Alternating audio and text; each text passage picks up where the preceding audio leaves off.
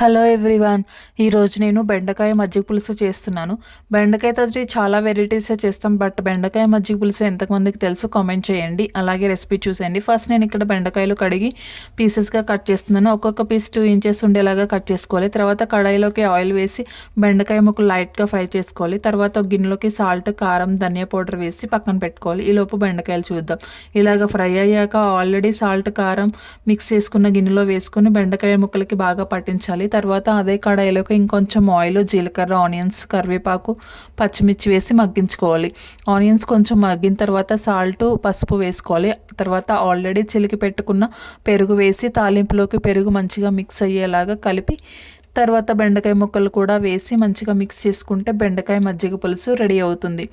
Taste సూపర్గా ఉంటుందండి. రొటీన్గా కాకుండా ఇలా బెండకాయతో ట్రై చేయాలి అనుకున్న వాళ్ళు ట్రై చేసి ఎలా వచ్చిందో నాకు కామెంట్ చేయండి. మీకు ఈ వీడియో నచ్చితే లైక్ చేయండి. ఇలాంటి వీడియోస్ కోసం సబ్స్క్రైబ్.